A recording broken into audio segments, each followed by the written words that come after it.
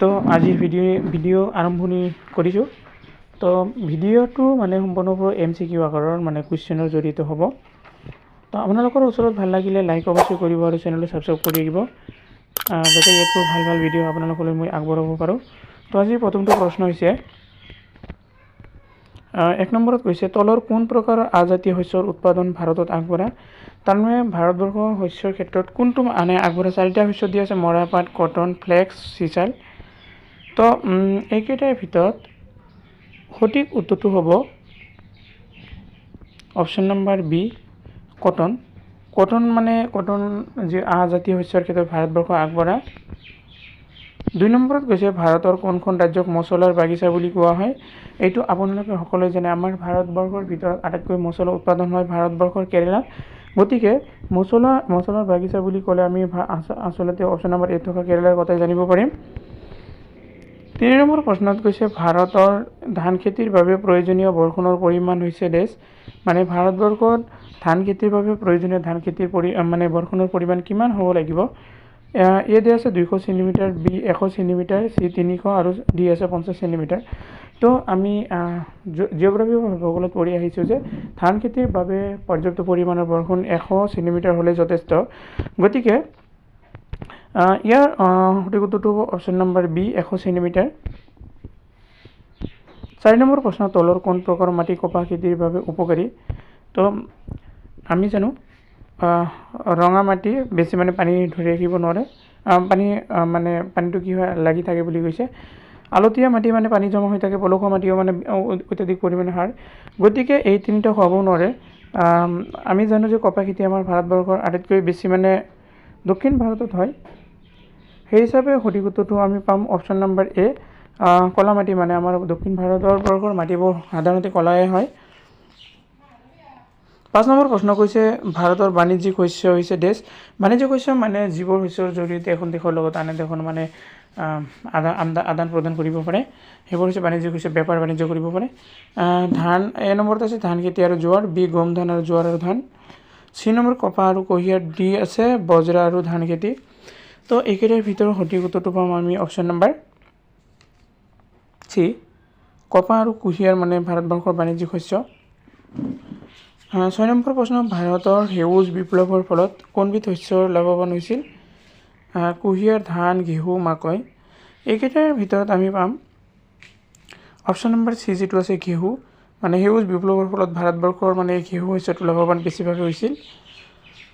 7 number প্ৰশ্ন ঘেঁহু উৎপাদন আটাইতকৈ বেছি হয় ক'ত বেছি হয়। পাঞ্জাৱ, উত্তৰ প্ৰদেশ, হাৰিয়ানা, মহাৰাষ্ট্ৰ।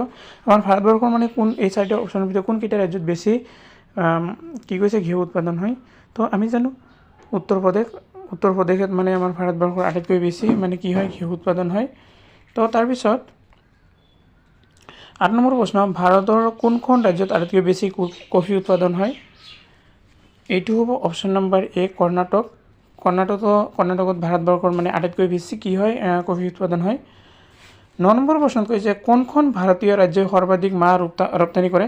তো আমি আগতে এটা প্ৰশ্ন পাইছিলোঁ যে আমাৰ ভাৰতবৰ্ষত কেৰেলা ৰাজ্যটোত অধিক পৰিমাণে মছলাজাতীয় শস্য উৎপাদন কৰা হয়। গতিকে মছলাজাতীয় শস্য যদি উৎপাদন কৰা সেই হিচাপে মাহজাতীয় শস্য তেনেহ'লে তাতে বেছি হ'ব। গতিকে এইটো সঠিক উত্তৰটো হ'ব অপশ্যন নম্বৰ বি। এইটো বি নহয়, এইটো হ'ব বি আৰু এইটো চি। তো সঠিক উত্তৰটো হ'ব অপশ্যন নম্বৰ চি, কেৰেলা। কেৰেলাত ভাৰতবৰ্ষৰ আটাইতকৈ বেছি কি হয়, ৰপ্তানি হয়। 10 নম্বৰ প্ৰশ্নত কৈছে কোনখন ৰাজ্যক ভাৰতৰ ভঁৰাল বুলি কোৱা হয়। আমি পাইছোঁ যে কৃষি উৎপাদনৰ ক্ষেত্ৰত আমাৰ ভাৰতবৰ্ষৰ আটাইতকৈ বেছি কোনখন ৰাজ্য বেছি আগবঢ়া। পাঞ্জাৱ সেই হিচাপত তেনেহ'লে আমি পাম ভাৰতৰ ভঁৰাল বুলি ক'লে পাঞ্জাৱকে জানিব পাৰিম, অপশ্যন নম্বৰ ডি।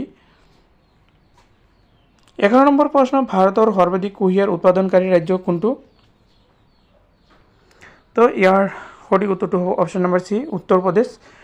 উত্তৰ প্ৰদেশত আটাইতকৈ বেছি কুঁহিয়াৰ উৎপাদন হয়। তাৰপিছত প্ৰশ্ন 12 নম্বৰ প্ৰশ্ন কৈছে ভাৰতৰ কোনটো অঞ্চলক ধানৰ বলয় ৰাইচ বল বুলি জনা যায়। এইটো হ'ব option number B, Krishna Godavari বদ্বীপ অঞ্চল। 13 নম্বৰ প্ৰশ্ন আটাইতকৈ বেছি ধান কোনখন দেশে উৎপাদন কৰে? একদম সহজ প্ৰশ্ন, আমি মানে ক্লাছ 8 বা 9 10 থাকোঁতে পাইছিলোঁ। আটাইতকৈ বেছি মানে ধান উৎপাদন কৰে ভাৰতবৰ্ষৰ ভিতৰত ৱেষ্ট বেংগল মানে পশ্চিমবংগ।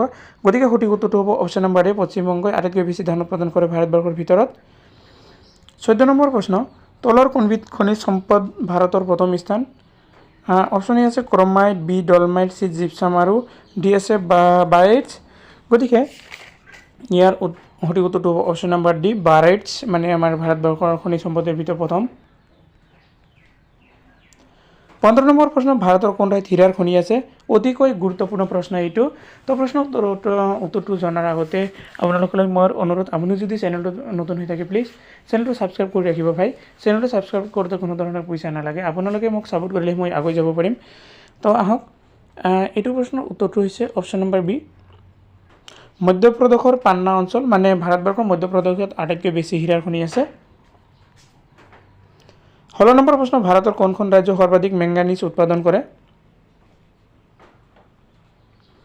এইটো হ'ব অপশ্যন নম্বৰ এ, উৰিষ্যা। নেক্সট প্ৰশ্ন, 17 নম্বৰ প্ৰশ্ন কৈছে, তলত উল্লেখিত কোনখন ৰাজ্যত আটাইতকৈ বেছি তাম বা কপাৰ উৎপাদন হয়? মানে ইয়াত চব ৰাজস্থান, বিহাৰ, মধ্যপ্ৰদেশ আৰু উৰিষ্যা, এইকেইটাৰ ভিতৰত মানে কোনটো ৰাজ্যত আটাইতকৈ তাম বেছি উৎপাদন হয় বা কপাৰ উৎপাদন বেছি হয় বুলি কৈছে। তো এইকেইটাৰ ভিতৰত সঠিক উত্তৰটো আমি পাম মধ্যপ্ৰদেশ। আমি আগতে মানে এটা পাইছিলোঁ যে হীৰা মানে কোনটো অঞ্চলত হীৰা পোৱা যায়, গতিকে এইটো মধ্যপ্ৰদেশে পান্না অঞ্চল পাইছিলোঁ। হীৰা উৎপাদনৰ ক্ষেত্ৰত ভাৰতৰ মানে মধ্যপ্ৰদেশ আগবঢ়া, সেই হিচাপে তামো উৎপাদনৰ ক্ষেত্ৰত মধ্যপ্ৰদেশ আগবঢ়া। 18 নম্বৰ প্ৰশ্নত কৈছে, বক্সাইট উৎপাদন প্ৰথম স্থান অধিকাৰ কৰা ৰাজ্য কোনখন?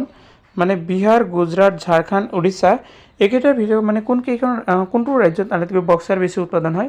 এইটো হৈছে অপশ্যন নম্বৰ চি, ঝাৰখণ্ড। ঝাৰখণ্ডত মানে ভাৰতবৰ্ষৰ প্ৰথম মানে বক্সাইট উৎপাদনৰ ক্ষেত্ৰত প্ৰথম স্থান লাভ কৰিছে। 19 নম্বৰ প্ৰশ্ন, তলৰ কোনখন ৰাজ্যত সৰ্বাধিক খনিজ তেল উৎপাদন হয়? এইটো খুবেই গুৰুত্বপূৰ্ণ প্ৰশ্ন হয়। বিহাৰ, পশ্চিমবংগ, ঝাৰখণ্ড আৰু কৰ্ণাটক, এইকেইটাৰ ভিতৰত ক'ত আটাইতকৈ বেছি মানে খনিজ তেল উৎপাদন হয়?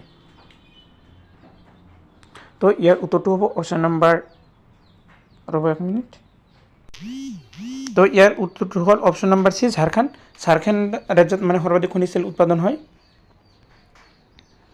20 নম্বৰ প্ৰশ্ন, কয়লা উৎপাদনত পৃথিৱীৰ ভিতৰত ভাৰতৰ স্থান হ'ল দেশ।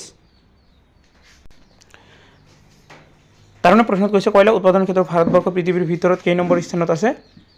এইটো হ'ব অপশ্যন নম্বৰ বি, দ্বিতীয় স্থানত আছে ভাৰতবৰ্ষ কয়লা উৎপাদন ক্ষেত্ৰত, মানে পৃথিৱীত 196 বা 198 দেশৰ ভিতৰত। 21 নম্বৰ প্ৰশ্ন, তলৰ লোৰ আকৰ কোনখন ৰাজ্যত আটাইতকৈ বেছি পোৱা যায়? এইটো খুবেই গুৰুত্বপূৰ্ণ, মানে আমি বেছিকৈ চালে দেখা যায় আমাৰ দক্ষিণ ভাৰত বা মধ্য ভাৰতৰ যিবোৰ অংশ আছে সেইবোৰত লোৰ আখৰ মানে লোৰ খনি পোৱা যায়। তো ইয়াতে চাব আছে বিহাৰ, গোৱা, কৰ্ণাটক, মধ্যপ্ৰদেশ, এইকেইটাৰ ভিতৰত মানে ক'ত আটাইতকৈ বেছি লোৰ আখৰ পোৱা যায়? তো ইয়াৰ উত্তৰটো হ'ব অপশ্যন নম্বৰ ডি, মধ্যপ্ৰদেশ। এটা কথা মনত ৰাখিব আপোনালোকে, আমি আগতে পালোঁ যে তাম আৰু হীৰা উৎপাদন ভাৰতৰ ভিতৰত মধ্যপ্ৰদেশত আটাইতকৈ বেছি হয়, এইবাৰ আৰু পালোঁ লোৰ আখৰ, মানে লোৰ খনিও মধ্যপ্ৰদেশত বেছি। 22 নম্বৰ প্ৰশ্ন, তলৰ কোনখন ঠাই লোৰ আখৰ উৎপাদন আটাইতকৈ ধনী? এইটো খুবেই গুৰুত্বপূৰ্ণ প্ৰশ্ন। কিবিবোৰ উৰিষ্যা, বিলাদিলা মধ্যপ্ৰদেশ, টুণ্ড বিহাৰ, ডি সিংভূম বিহাৰ, এইকেইটাৰ ভিতৰত সঠিক উত্তৰটো হ'ব option number B, Bailadila Madhya Pradesh. 23 number প্ৰশ্ন, ভাৰতৰ প্ৰথম কয়লা খনি প্ৰকল্প থকা ৰাজ্য হৈছে দেশ। ৰাণীগঞ্জ, সিংগেৰিনী, ধানবাদ, আহমেদাবাদ, এইকেইটাৰ ভিতৰত সঠিক উত্তৰটো হ'ব অপশ্যন নম্বৰ এ, ৰাণীগঞ্জ। 24 নম্বৰ প্ৰশ্ন, তলৰ কোনটো উদ্যোগ ভাৰতৰ একমাত্ৰ সৰ্ববৃহৎ উদ্যোগ? লৌহ উদ্যোগ, বয়ন শিল্প, সাৰ উদ্যোগ, চিমেণ্ট উদ্যোগ। তো ইয়াৰ ভিতৰত আমি পাম লৌহ উদ্যোগৰ ক্ষেত্ৰত ভাৰতবৰ্ষ সৰ্ববৃহৎ।